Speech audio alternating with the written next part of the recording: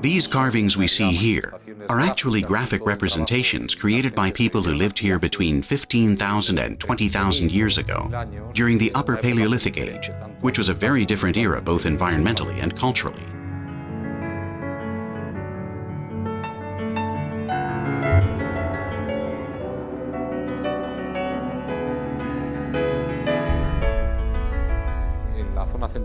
They're found in the central western part of the Iberian Peninsula, specifically in the Duero River basin, in the valleys of two large tributaries, the Águeda and Côa rivers.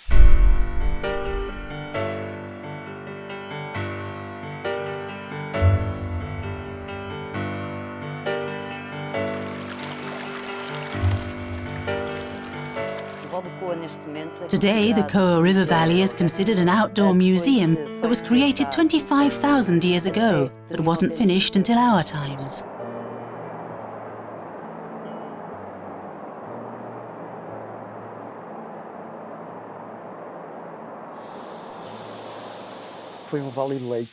It was a special valley and was home to all the fauna carved here.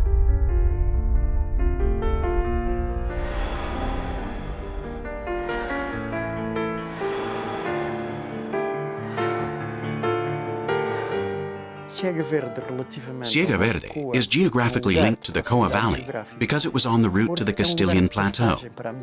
It was a place of passage mainly in search of sources of silex.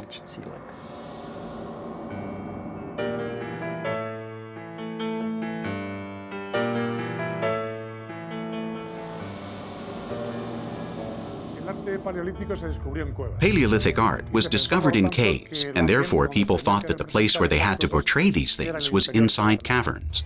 And this Paleolithic art in the open air, which is an art of light, is a more public art form. It's an art intended to be seen more than cave art is.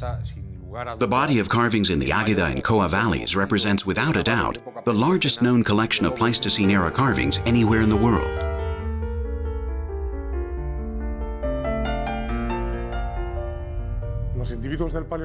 In the Upper Paleolithic, people wrote with images.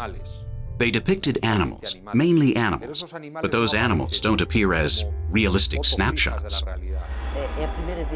It's the first time in the history of humanity that people used symbols to transmit messages. And some symbols we use to communicate amongst ourselves are graphic symbols, which inevitably involve symbolism, of course, and abstraction. It's often said that the invention of art was the invention of humanity, because when we invented art, we invented abstraction, the abstraction of forms. Sometimes I stop seeing the figure itself. It's something enigmatic, something in my subconscious, in the subconscious of the observer. It's really impressive how the depictions are made in a very simple way. With only a few lines, they manage to portray an animal with tremendous elegance and naturalism. We can see, for example, in the upper back of a horse that they depict like this, a tremendous elegance.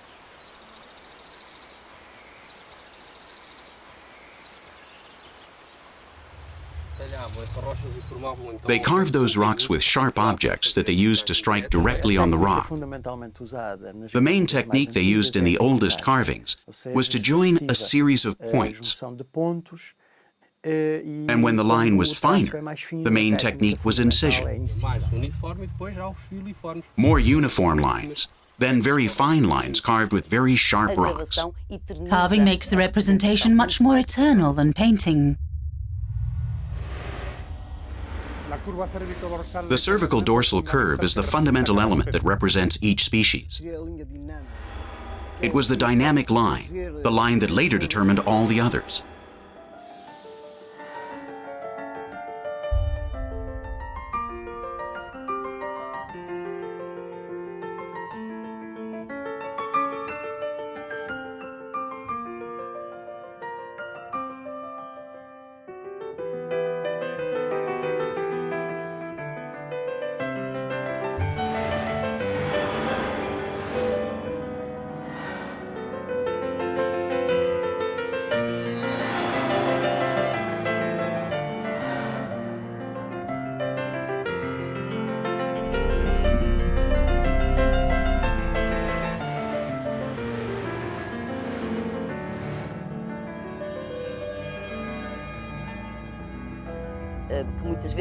They often recreated scenes that may not be so obvious at first glance.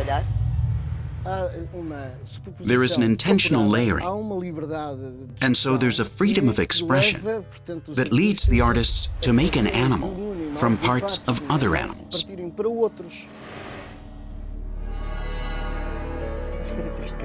One of the fundamental characteristics of the art in the Côa River Valley is precisely that representation of movement through the joining of 2 and even 3 heads in some figures. And so here we have animation. This means that at the very beginning of art, we establish all the bases of art, shall we say, the pillars of art. 2-dimensional, 3-dimensional, point of view, foreshortening, animation. Here's a second head looking back. The idea to animate the heads of the animals portrayed here in the Côa Valley was forgotten throughout the rest of the prehistoric and historic period and was reinvented with the appearance of photography in the 19th century.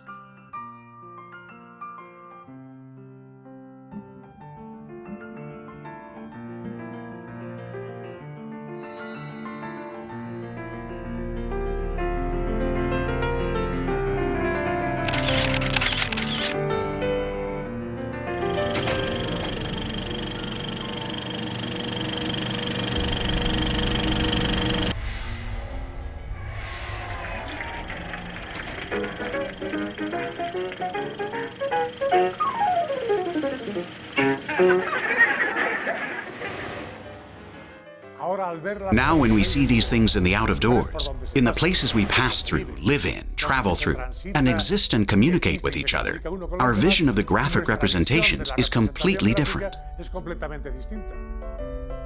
The meaning of Paleolithic art will always belong to a secret world, shall we say.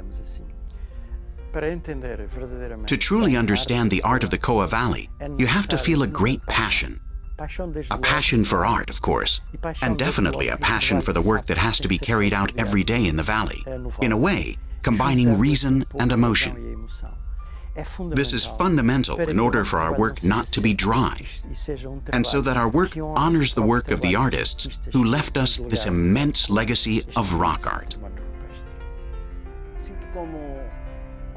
Working in design, I feel almost an obligation to them, a responsibility.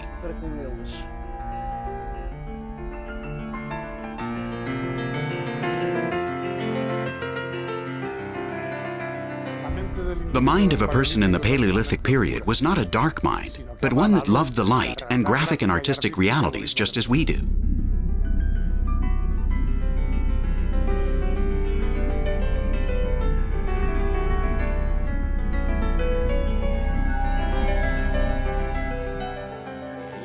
And that's obviously an expression of human intelligence.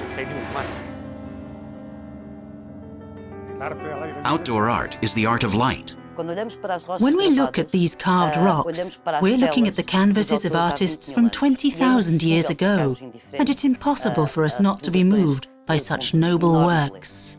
The invention of art is the invention of humanity.